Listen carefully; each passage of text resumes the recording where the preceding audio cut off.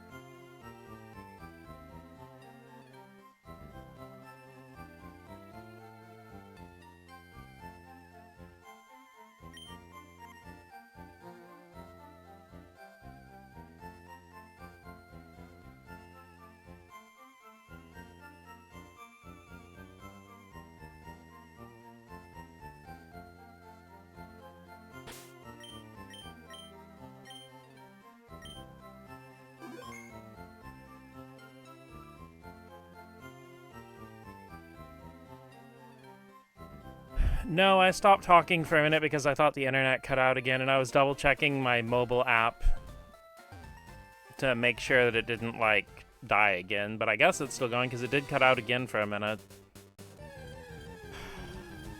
And it's like, I'll be honest, Maddie, since I think it's just you here anyway. I'm starting to feel like me streaming FIRERED is cursed or something.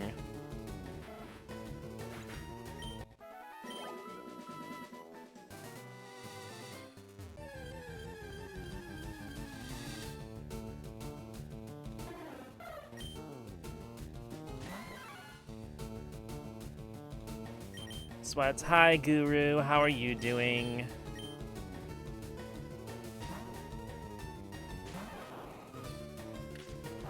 We're at least attempting to stream some Pokemon FIRERED and do some grinding before taking on the rival. Just leaving used to the... I don't think it's the capture card, my internet keeps cutting out.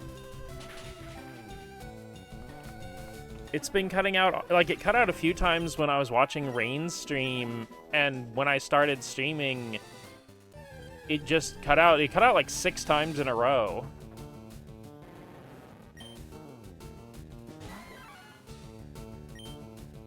I just want to relax and enjoy my stream.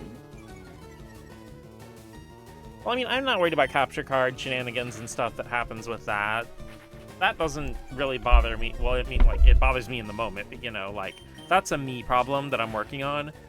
But it's just, like, the internet cutting out thing, like, that's no fault of mine. We got the karate chop action.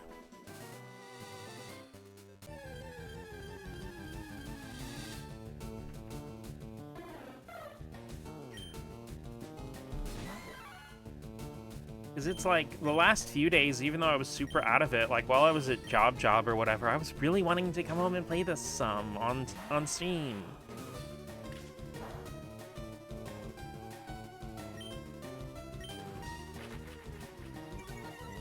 Either audio issues or connection issues, there's no in-between.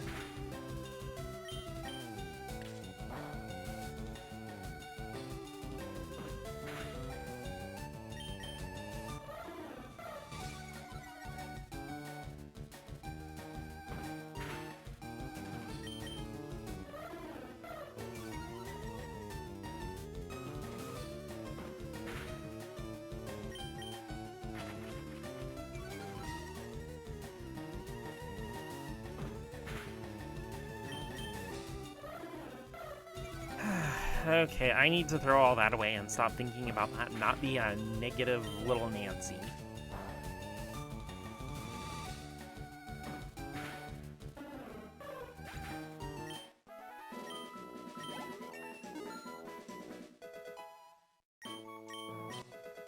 Because, I mean, like, the game audio and the visuals for the game and stuff, everything looks alright, right? It looked okay when I looked at it on my phone.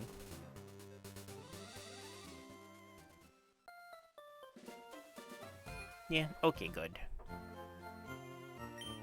Because I kept double-checking my phone to have, like, another connection to make sure my stream wasn't, like, cutting out and dying without me noticing.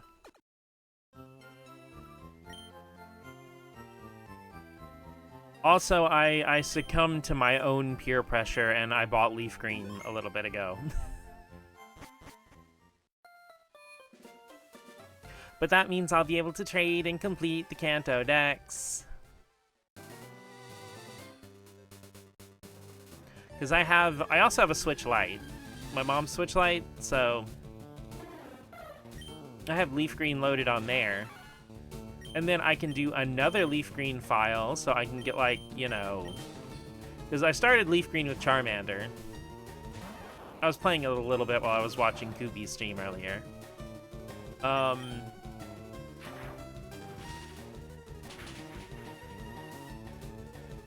But yeah, that means, like, I'll have another playthrough where I can get Squirtle or whatever I want to do. Because I don't think I could do, like, 2 FIREREDs and trade with myself. I don't think it'll let you play the same person play the same game, the same digital game at the same time on 2 different consoles.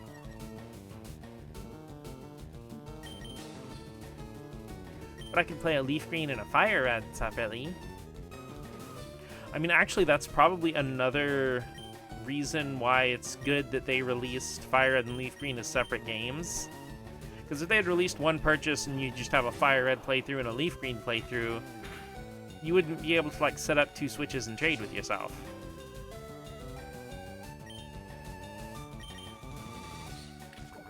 Still a little sad that the physical release is Japan only.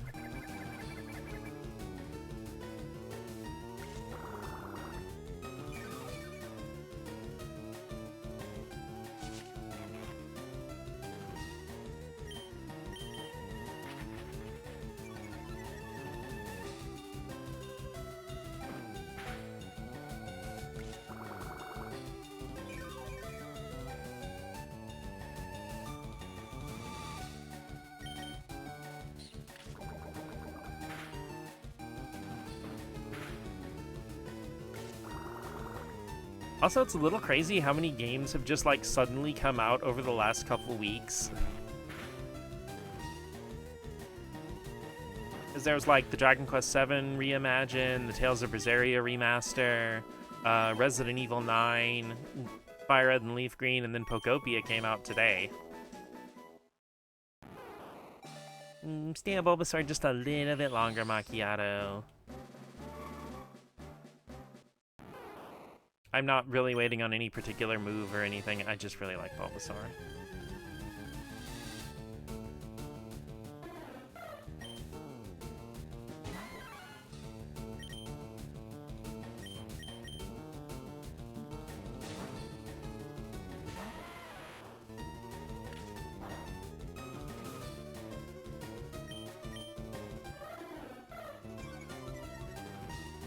Why did I choose Tackle? I have Rock Slide.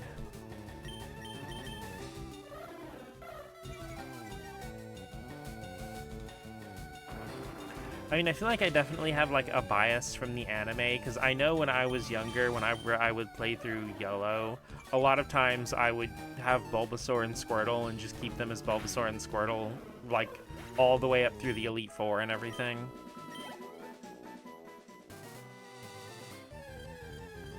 Granted, you could get away with that in Red, Blue, and Yellow because of the badge boosts and all that stuff.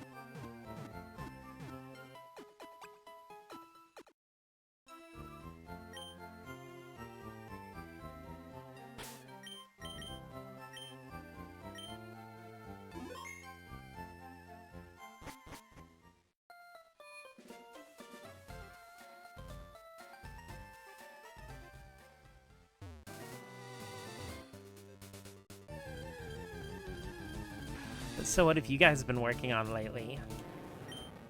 Been playing any games? Working on any art or comic stuff?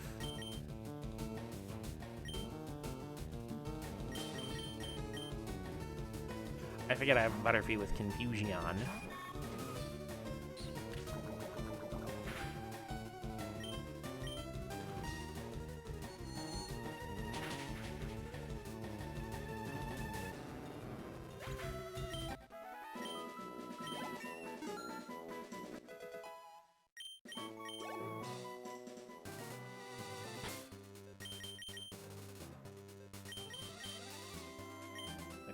One thing I would always do, like, in the older generation games and stuff where, you know, like, one Pokemon gains EXP at a time. Been present 4 streams so far today. New record! Yeah, that's right, because you're here, obviously. You were in Kubi's stream. Rain.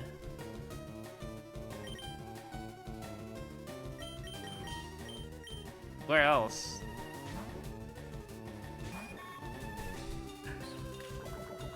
Let's see, you guys were did you go to Kara's stream too?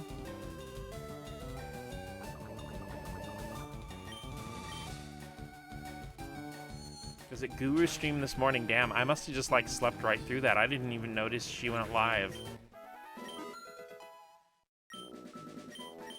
Then again, a lot of times when you go live, it's like 8 or 9 a.m. for me, Guru, so...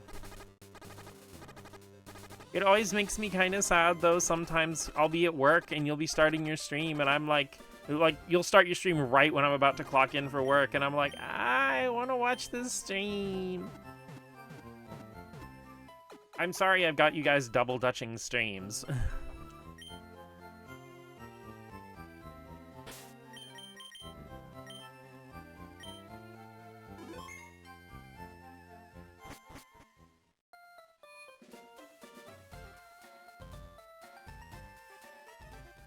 Just self-absorb art, so I'm also gonna spoil myself with my own art. That sounds like a lot of fun, though.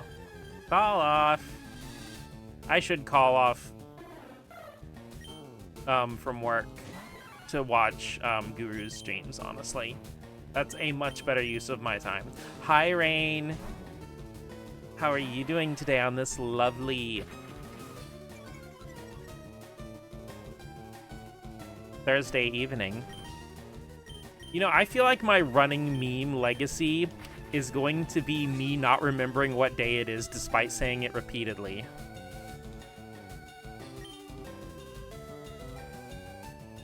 Which time zones didn't exist? Like, honestly, though, it's such a ripoff. And yes, hi Rain for the 3rd time. We're all just following each other around in a circle. A good portion of the stream is me talking about depressing anime. Well, I mean, regardless of what you're talking about, I just like hearing you talk. Thursday! Hi, Cole. How are you doing on this lovely Thursday? Again. For like the 3rd time.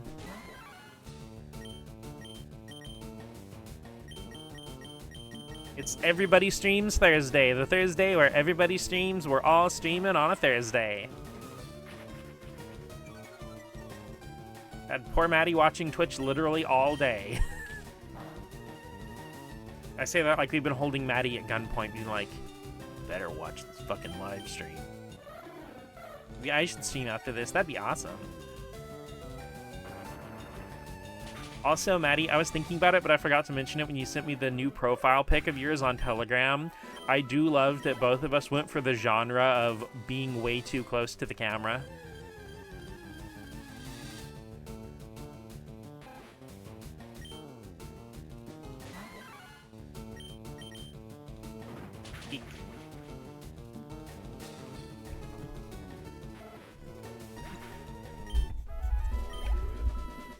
Okay, so Dot was gonna come over here to try to do her usual, like, biscuit activities. So, but I'm wearing much thinner clothing because it's, like, been 70 or 80 degrees today.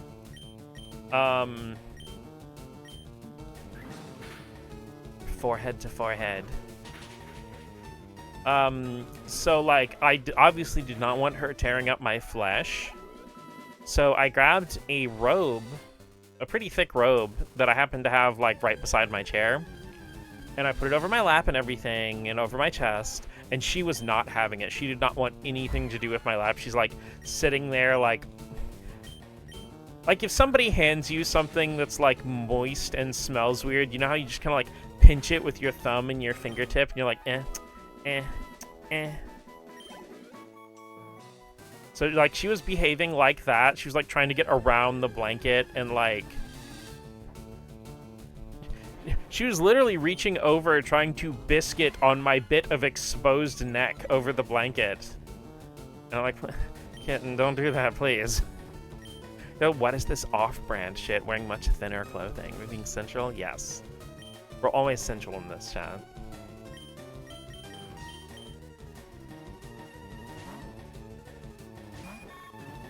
I mean, wearing much thinner clothing is in, like, I'm not wearing a big sweater and big old, thick, comfy, soft pants because, like, you know, 3 days ago, last time I streamed, it was like 40 degrees. Today it was almost 80. I fucking love living in the southeastern US.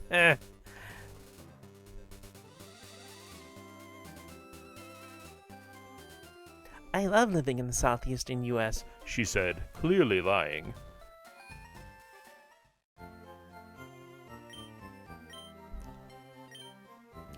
Number go up!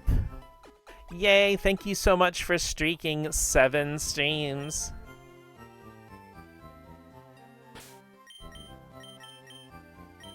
Look at that girly streaking, just like purple everywhere, big old ears just a-flopping. The East Coast doesn't know what weather is. T-shirt, revealing your arms. Hey, I've got some wild arms. Weirdo.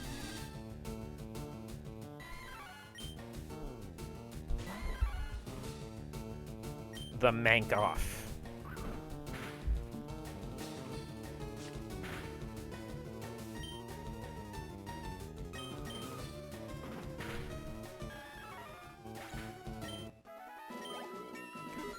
You know, Guru, there's a Japan-only Squaresoft game on the original PlayStation that got a localization, or a fan translation not too long ago that always makes me think of you. It's called Driving Emotion Type S.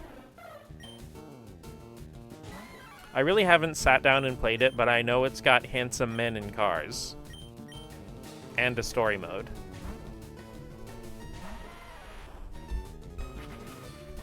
And I mean, like, as somebody who, you know, just is fluent in Japanese, you wouldn't even need the fan translation. You can just play the original. Why would that make you think of Guru? I associate her with the letter S. Because she's sweet.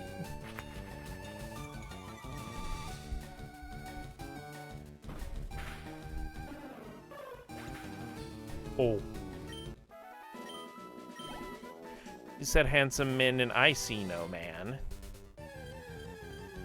What did you look up driving emotion type S? I'm pretty sure there were handsome guys in it, unless I'm getting it confused with another PS1 game with handsome men in cars.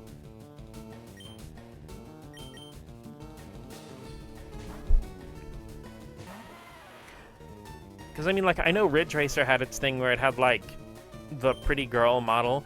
LD, hi! How are you doing today on this lovely Thursday afternoon? I just see cars. There's, like, a story mode, though. I'm a man, but you can't see me, but at least I think you can't. Oh, no, we took the cameras out a couple months ago.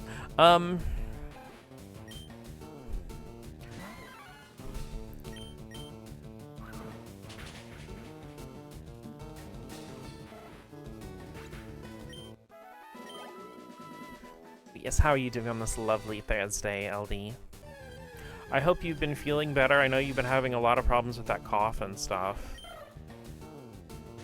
Did you do drugs and get better? Is the Red Bull still burning your mouth?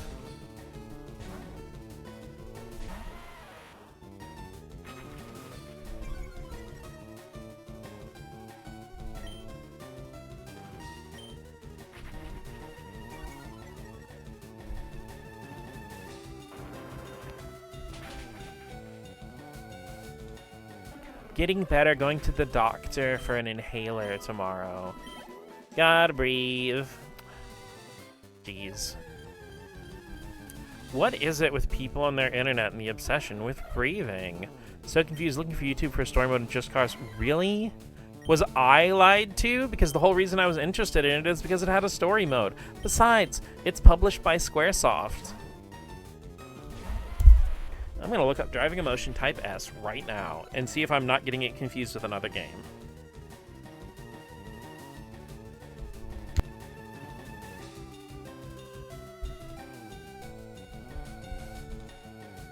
I am getting it confused with another game. Give me just a sec. I'll find the actual game I'm thinking of.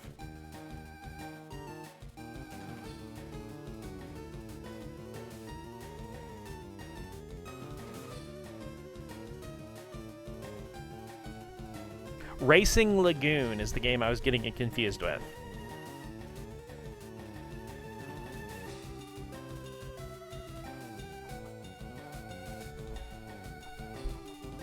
But there's a car game that's a light novel. I'm drawing OCs today, but I'm stuck on clothes. Help. That's why my OCs end up naked half the time. Yeah, my apologies, Guru. Racing Lagoon was the game I was actually thinking of. I got it mixed up with another game. Please forgive me.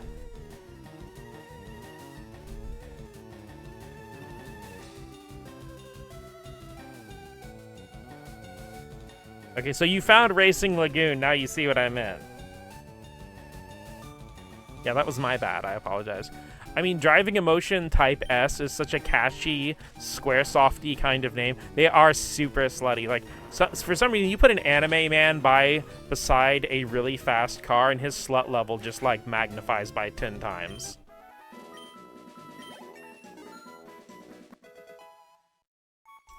Honestly, the most fuck-up thing you've ever done. I feel a little sick. I'm sorry. God damn it. Give me a moment. I need to grab my ukulele real quick and ask ChatGPT to write me an apology song. I'll have it posted on YouTube by tomorrow. Looking real blonde, spiky-head man checks off my ha-ha. A little bit of a little bit of that, whoa.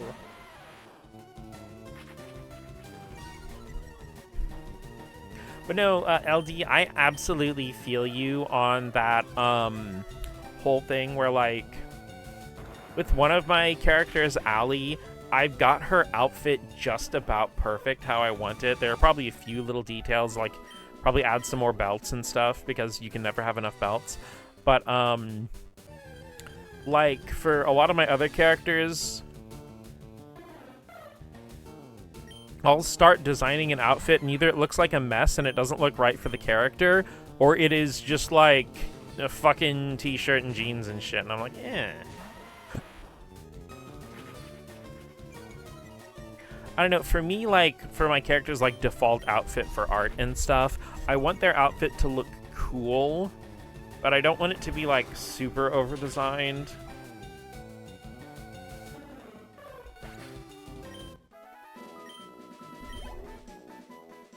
But who is this game for? Considering the time, I assume it's a male demographic, but nothing about this is straight or cis.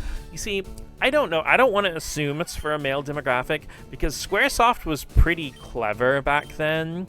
And they built a lot of, like, you know, for the girls and the gays appeal into their games, even back in the 90s. I mean, Guru, go look up the main character designs for the game Vagrant Story, and you'll see what I mean. Because the main character in Vagrant Story, his name is Ashley Riot, and he is literally titties out for the entire game.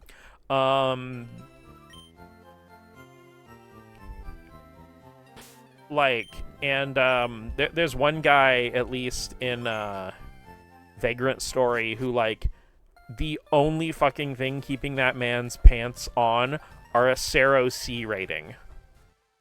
Angel's outfit is mostly drawn, but I'm stuck on the design of the crop hoodie. Like, I want words on it, but I can't make them look good.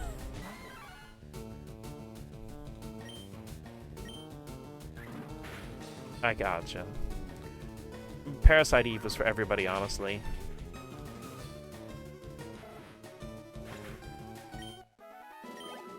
Get what you mean, but when a media is car-related, it is near non-existent that it would cater to women. I don't know about that. The other guy, yeah, Sydney's the one I'm talking about, Maddie. Sorry, I need to do another run-through of Vagrant Story because that game is so goddamn good. But it's been a pretty long time since I've sat down with it. Whereas, yeah, all my OCs have, like, casual outfits. I'm so sorry, I only have OC brain. That is 100% fine. I love your characters, LD, and I love your work. It's not like it's not like it's unusual for us to have 5 topics going at once in this stream. Come on, you know.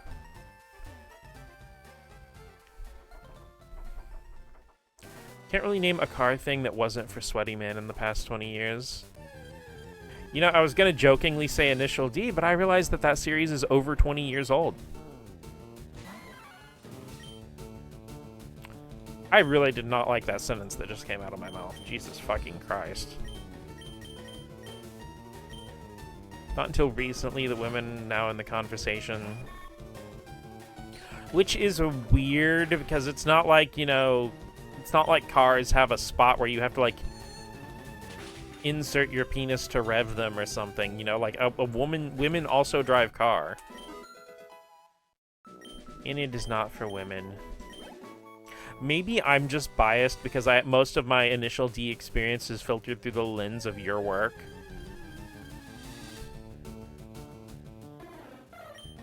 But if it isn't for women, I'm sorry, those Eurobeat songs are definitely not for straight men. Kamen Rider Drive. It's okay, you can obsess over Kamen Rider. Fun fact, I guess you can have a bonus fact today. But Kamen Rider is the reason why Bug Type is super effective on Dark.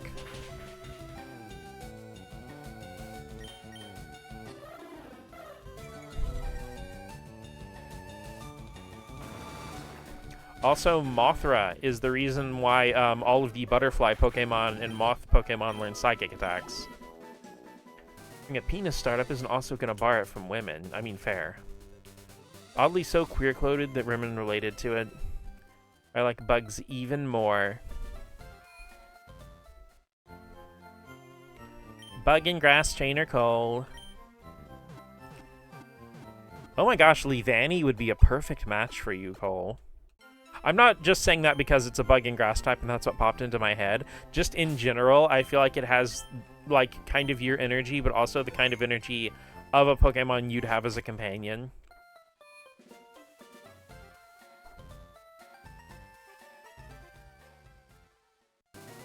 See Cole being a Swadloon too? Yeah. For sure. Just like, I imagine a Swadloon, like, in its leaves, and it's got, like, a little Nintendo Switch, and then, like, a tablet propped up with a stream running in the background. He is a Swadloon. Yes. Comfy, cozy Cole. Most car-related stuff I've been consuming, and none of them are written with women in mind. Yeah, I understand that, but it's just like... That's a market somebody needs to get to. Because, like, trust me, like, one thing I can definitely assure you of, as someone who lives in the American South, there are definitely women around here who very much like cars.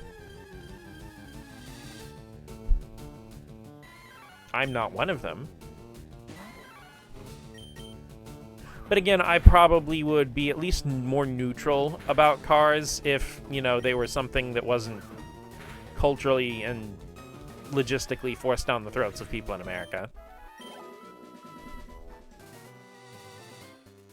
Little did I know when watching Who Framed Roger Rabbit as a kid that the plot line for the villain was not false.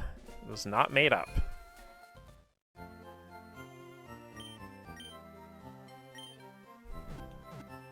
During COVID, a car guide drama CD released, and it mostly features men who were made for the female gaze.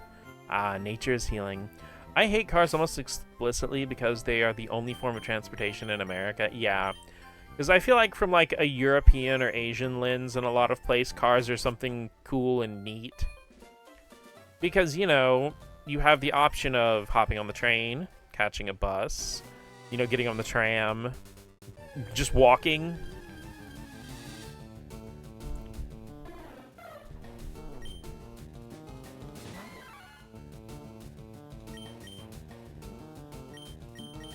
Then again, I think I've mentioned this on stream before, but in the US, major companies literally lobby to get cities to reduce the availability of public transportation, and they pretty much got public transportation completely removed from any suburban or rural areas.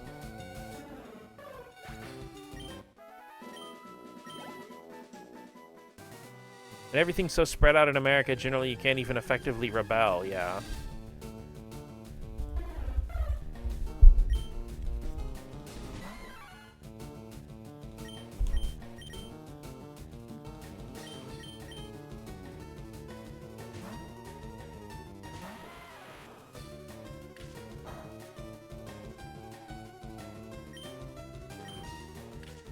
So random. Would I just have Swabloon, or would it go to Leavanny, you think? I think eventually go to Leavanny. Maybe it could be like a Digimon, where, like, when you want to get cozy again, you could just, like, go back into Swadloon mode.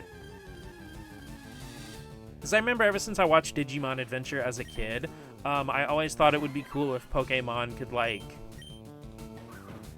kind of go back to their base form when they're not battling.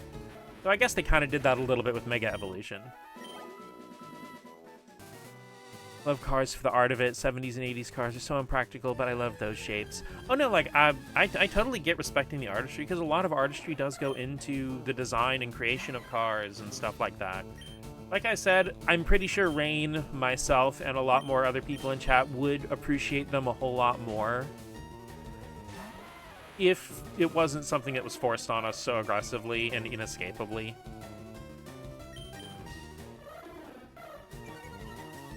Just be a Leavanny who still likes being cozy under a blanket, that's true. You just squish up into cozy mode. I mean, honestly, of the few cars, I actually really like, just from a design perspective, a lot of cars from the 1950s. And I will say, even with my distaste for motor vehicles, the Batmobile from the first Tim Burton Batman movie from 1989 is the fucking one of the fucking sickest things in existence.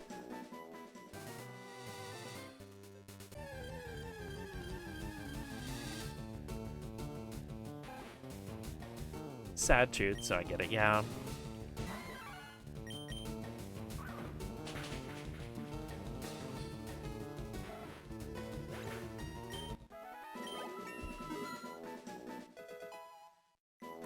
Also, this is something I might have mentioned it offhandedly in Rainstream, but at the very least, it was like in my head. I might have never gotten around to it.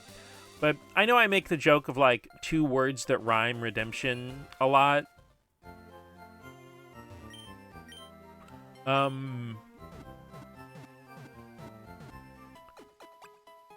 Okay, I actually really love the Wild West vibe and aesthetic.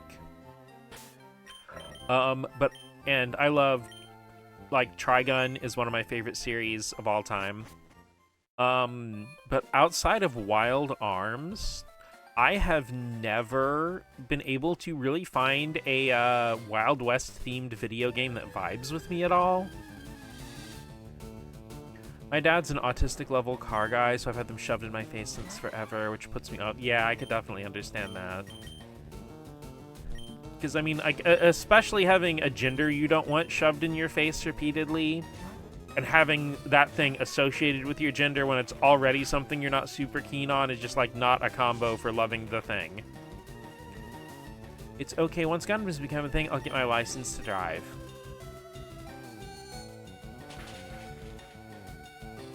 That reminds me, I really need to stream Xenogears. Fucking love Trigun so much, yes! Driving a manual is the closest experience to pretending you're piloting a Gundam. You must have never heard of the game Steel Battalion. For those not familiar, Steel Battalion released exclusively for the original Xbox, I think in 2005, but I might need to go double check the date. It was published by Capcom, and the game was about $200 US.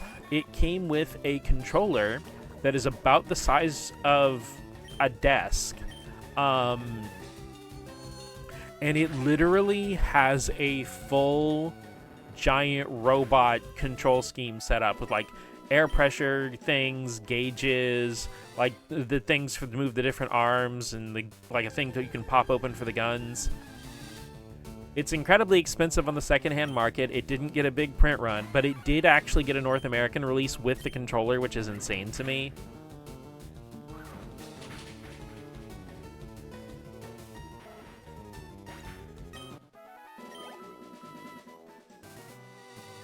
Also, Rain, have you been watching the new Trigun Stargaze series?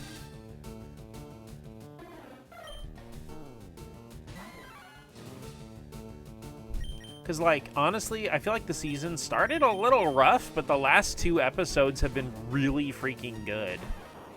Japan literally has an arcade machine that simulates piloting a Gundam. Hell yeah.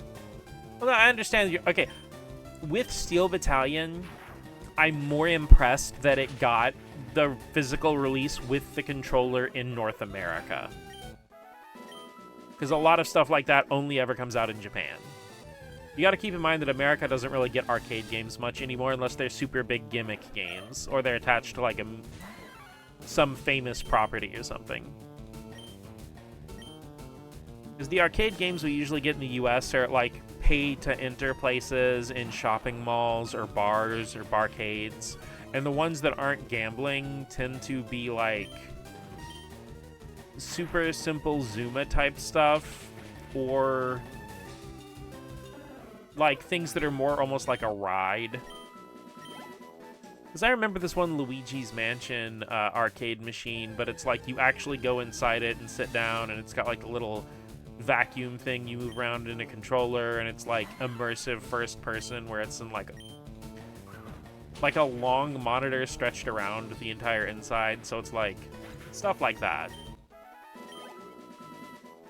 We didn't get anything like Super Dragon Ball Heroes or anything like that. We never get like the arcade machines of like Tekken 8 or anything like that before they get their home release.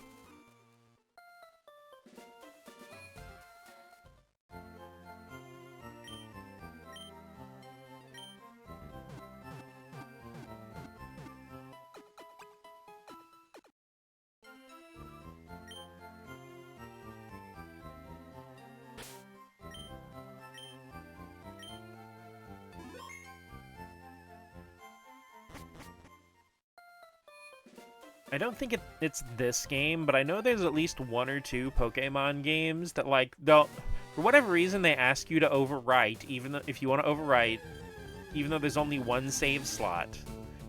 But the only time they don't ask you if it's okay to overwrite is if you're actually overwriting a different, like, save after you hit new game over an existing save. Wild Cherry's getting there. I miss Dragon Ball Heroes. I mean, he did get that Switch game. Dragon Ball Heroes is so funny because, like, most of the Super Dragon Ball Heroes, like, tie-in anime things were very clearly animated with not much budget or time. But then there's, like, one specific episode that's, like, one of the most gorgeously animated things in Dragon Ball for whatever reason. And it's not even, like, a very important episode. Because it's, like, for anybody who watched the Yu-Gi-Oh! Duel Monsters anime, I don't remember all of their names, like, of the illustrators, but, like, you could tell with the Yu-Gi-Oh! Duel Monsters anime that there was a rotation of, like, 3 or 4 different lead artists. Hi, Vim, playing Bookopia. That, like, do the different episodes in rotation. And there's this one, I need to go double check and look up his name because, like, his style is super influential on me. But, like, everything he draws, like, pops so much. It's so gorgeous and fluid. Like, the characters always look perfectly on model. It looks like Takahashi's manga come to life. And occasionally, this artist in his studio would get a cool action episode, but it always seemed like with the rotation they would end up putting him on episodes that were all either set up or talking, and then, like, the hardcore action episodes would go to the very much a new beginner artist anime team episodes. Season 4 was really bad about this.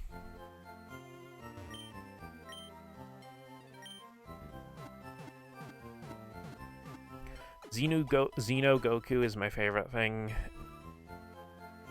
Got daddy energy. One thing I hate about arcades is the audience. I always pick an empty arcade so I can play without anyone seeing me. One fateful day, I finished playing around, looked back, I had an audience run away so fast. Ah, that's the neurodivergent nightmare.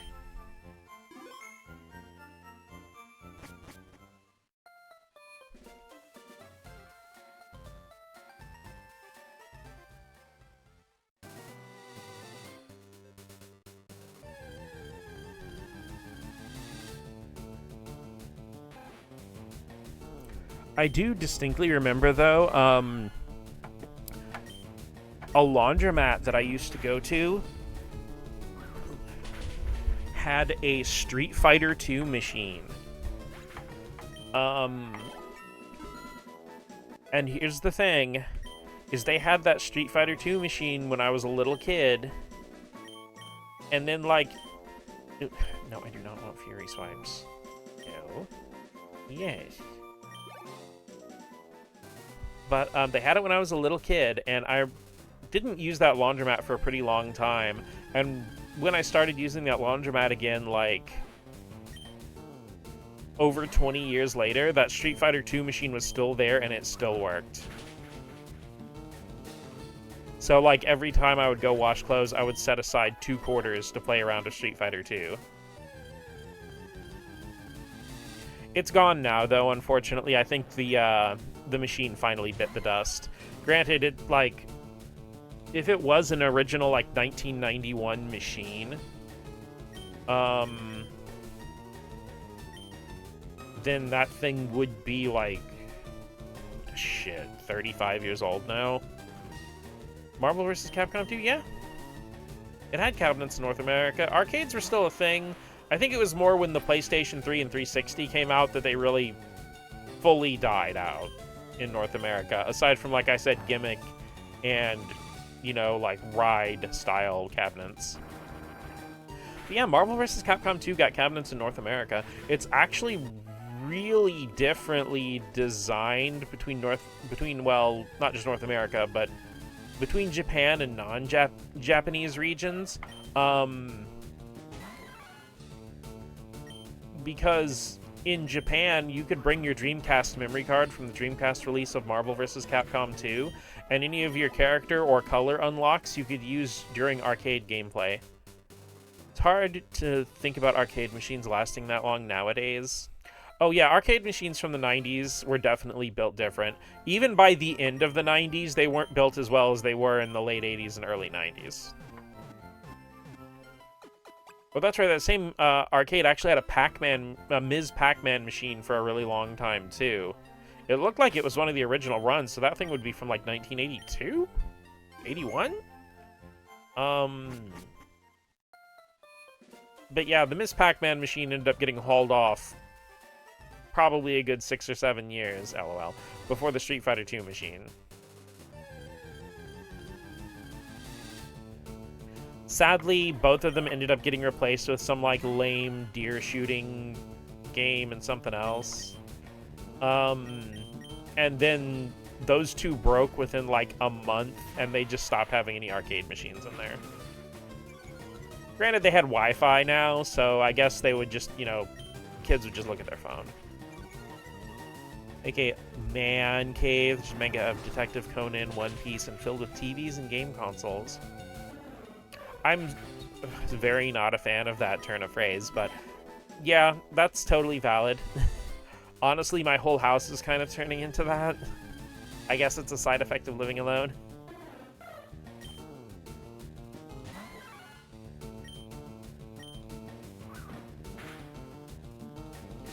Call it a dude hole. Oh, I do love a good dude hole.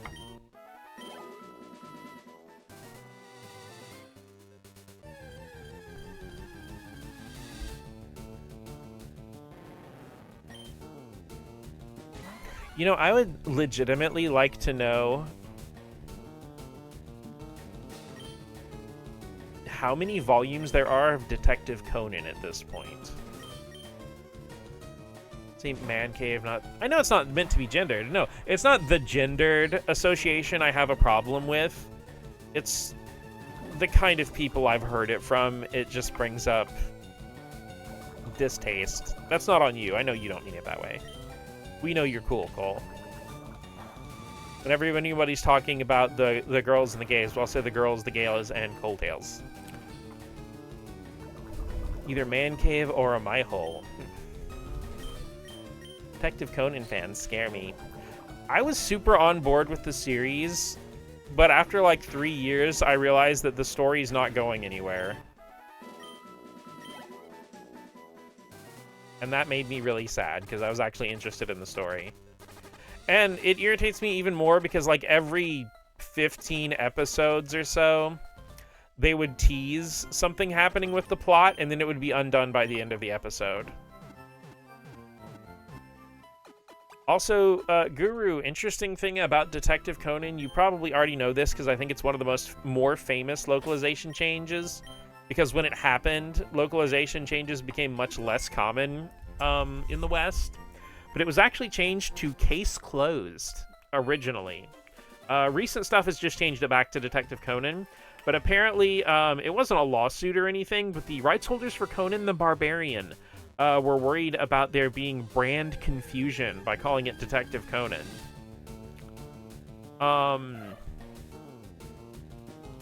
Moreover, though... Yeah, Cole is one of the honorary gays. A man who is very gay for women. It's kind of like Guru is a woman who's very gay for men.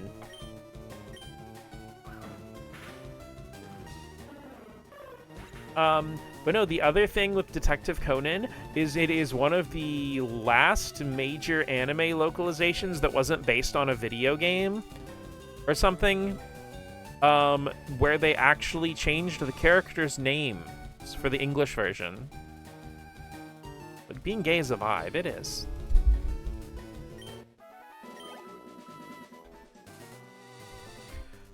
It's not like I had a bad run-in with a Conan fan, but I remember when I was 19, I remember being lost at a convention, took wrong turn, accidentally went to the Conan section, wanted to turn back, there were so many people I was forced to walk through it.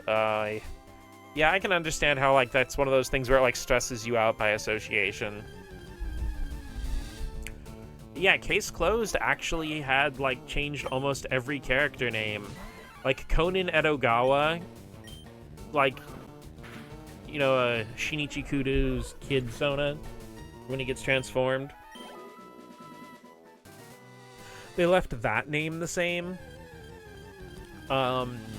Which, like, that makes sense because, you know, it's a reference to Ranpo Edogawa and Arthur Conan Doyle, who are both mystery writers.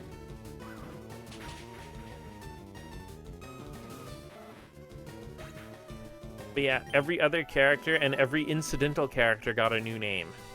So many questionable fetishes I had to see. I'm sorry, Guru. Yeah.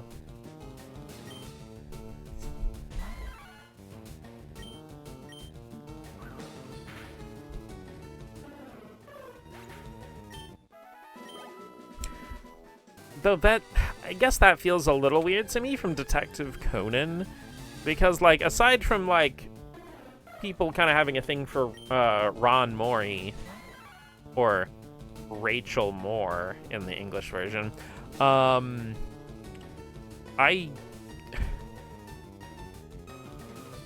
series never strikes me as one that inspires any kind of sexy?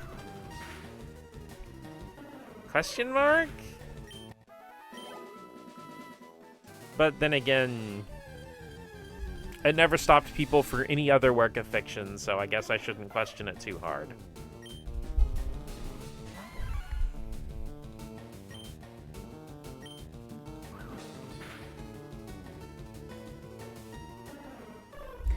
And I mean, like, I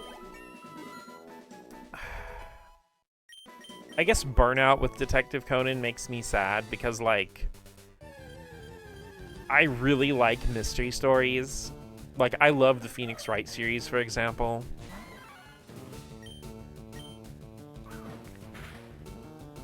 But again, like, when it became really obvious that the plot was never gonna go anywhere, I just kind of checked out.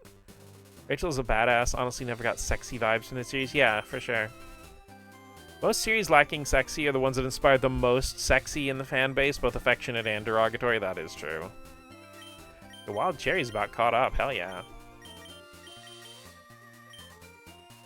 Alright, Cores, get in there and tap the Rockies. I can't comment on that opinion because people do say that about Initial D. Most of these fans grew up with the anime, so they just grew up to be women who drew Conan doujins. That's fair. And I'm sorry, but nobody can listen to Initial D's soundtrack and say that that series doesn't inspire at least a little bit of sex. I think they just can't get over the rectangular eyes.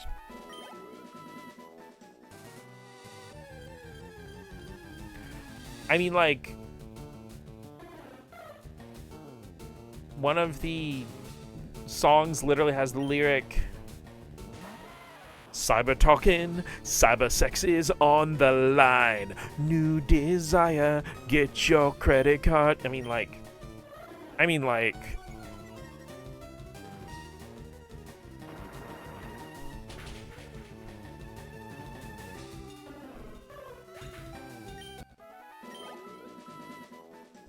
Then again, from, like...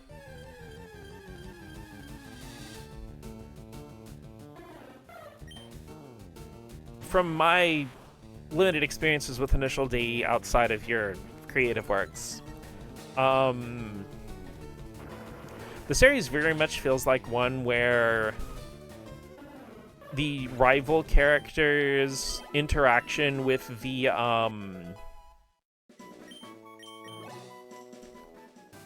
battle mechanic of the series very much feels like it's a sexual culmination. The mangaka was so desperate for a girlfriend for the time it translates to Initial D.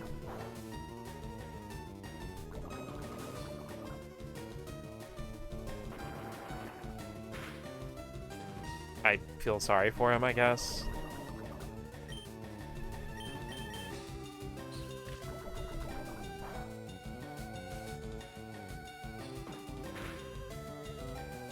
It could be seen as such, you're not wrong. I mean, that's definitely not a thing exclusive to Initial D. Yu-Gi-Oh! Definitely has a good bit of that too.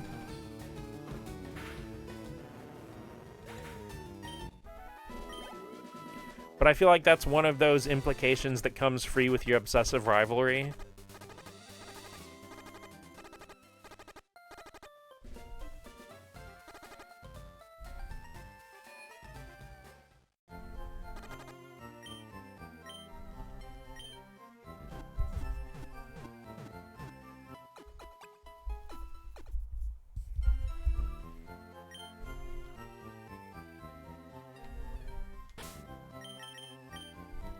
It is funny to me, though, that Kazuki Takahashi, the writer for Yu-Gi-Oh!, seemed to at least be moderately aware of this, because a lot of the characters like Bakura and, well,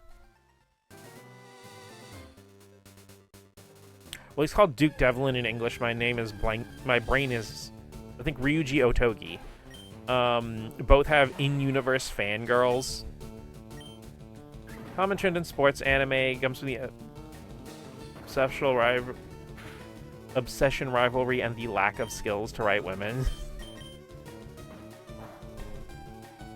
Not being able to write women is one of those things that's always been super weird to me, because, like, okay, write a good character.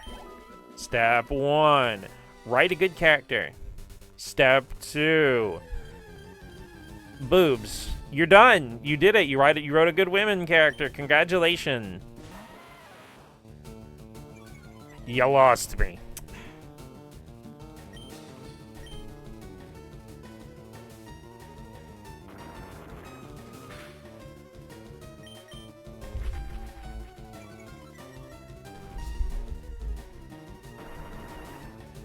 Women? Arr? Arr? Bow, bow, bow. I dodged the 100% poison sting chance. Look at the word woman and cross out whoa. Whoa!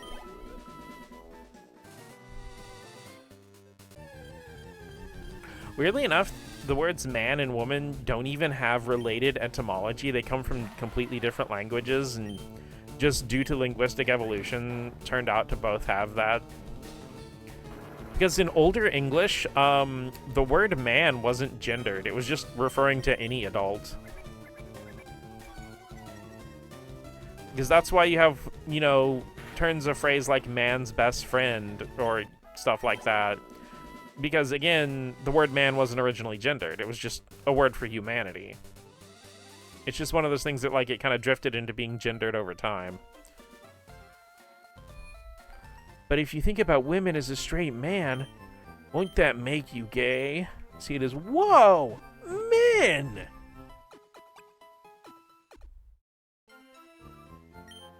No, it is so funny to me that a lot of these writers' ineptitude at writing women ends up accidentally, quotation marks, accidentally making their work super freaking gay. Again, though, I don't think this is the case for Yu-Gi-Oh! Particularly, at least original Yu-Gi-Oh! It does have some pretty well-written women. Mai Kujaku / Mai Valentine is a wonderful character. It makes me incredibly sad how anime filler just butchers her.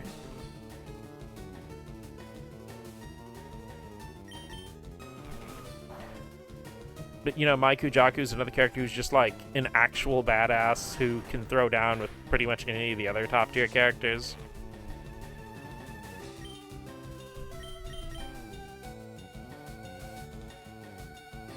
The rivals are the male protagonist, male best friend, end up having better chemistry than the singular semi-relevant female character who's supposed to be the love interest.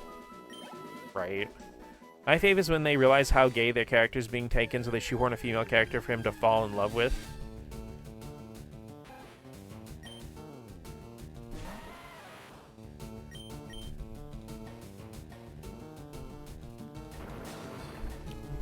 Here's my childhood friend's boob's vagina. We'll be getting married in the post-credits scene. We've interacted 3 times. This will prove I'm not gay.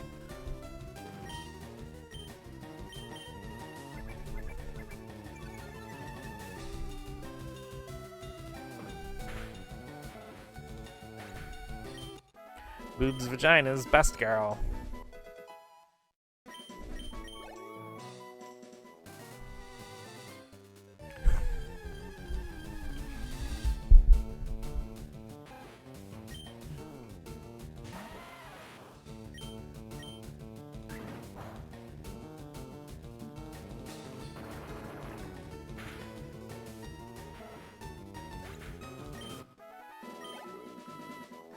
Enid is the worst because said love interest just looks like the main character but with longer hair. So it's like Milhouse's parents.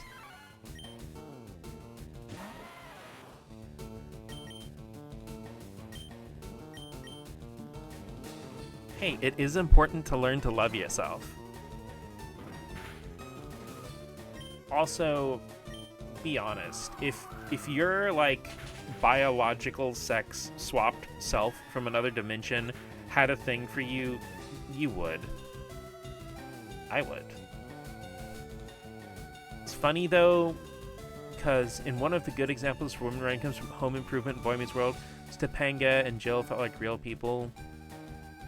I feel like Topanga was like one of the first characters that started to crack my egg a little bit when I was little. Because like I think I saw a lot of myself in her. Especially in the early seasons, she was kind of treated like she was a weirdo because she was, you know, not particularly a neuronormative kind of character. Just gave us more material for shippers because see our favorite character interact with someone romantically. Doesn't have to be swapped. You know what? That's fair. I will pull a onceler on myself.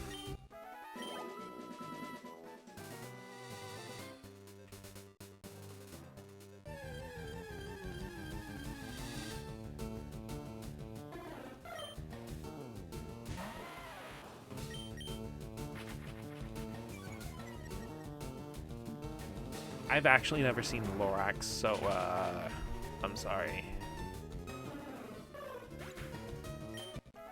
Might be a little jealous if they are swapped, in fact. Might, isn't 100% would be, that's also fair.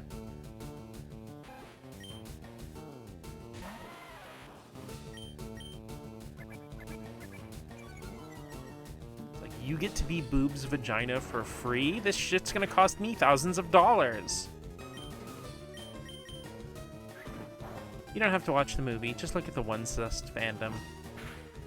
I find it sweet that Tim builds stuff and always backfires. When he builds anything for Jill, it's always worked. Oh, it's not... Okay, you know what? Fair enough. That is very fair enough.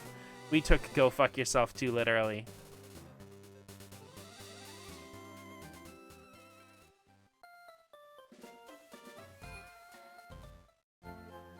And actually, Cole, I never really noticed that. Granted, I watched most of my Home Improvement watching... was when I was very little, so I didn't really pick up on, like, any of the subtle storytelling.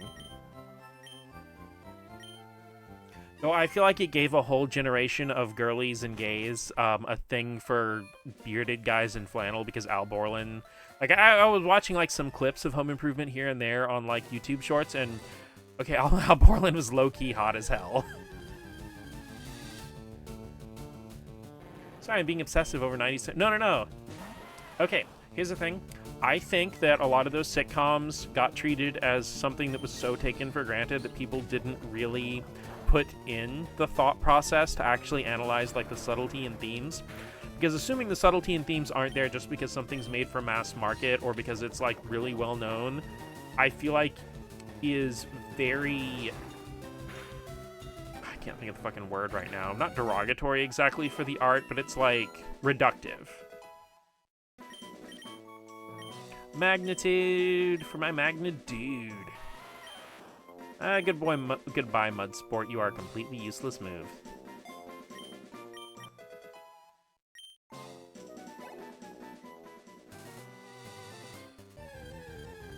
So yeah, I think art deserves to be looked at and analyzed, even if it's like super mainstream art.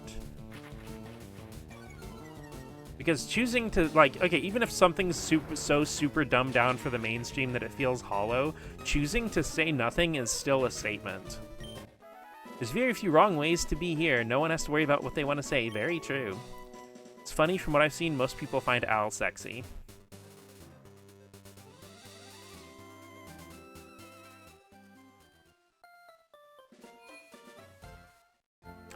Also, thinking about it now, I will casually say Heidi Ho neighbor sometimes when initiating conversations with people, and I just now put together that I probably picked that up from Home Improvement.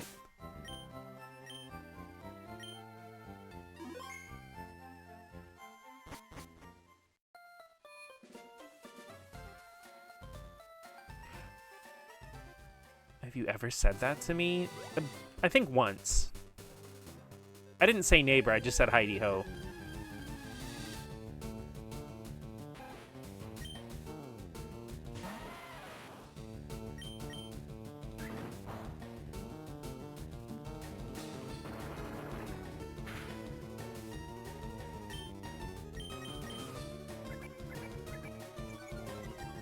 I think you responded with something along the lines of, what did Heidi ever do to you? Saying it like ho, yeah.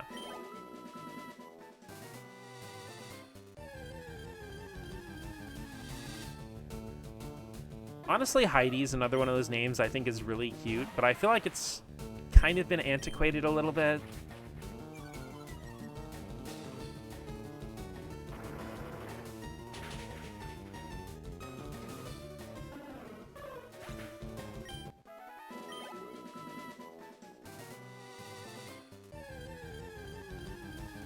Two family members that name. Okay, maybe it's not as antiquated as I thought. It's the flannel. He's a sweet guy who cares about others, so he's definitely a catch, too. Hi, Dot. How are you?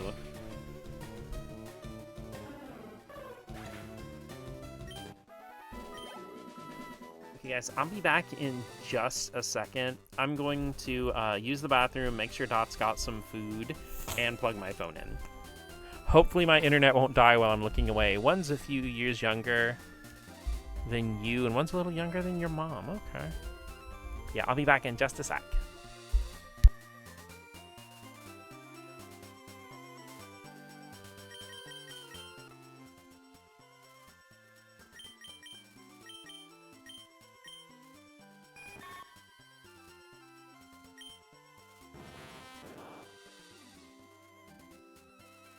Look at Metapod.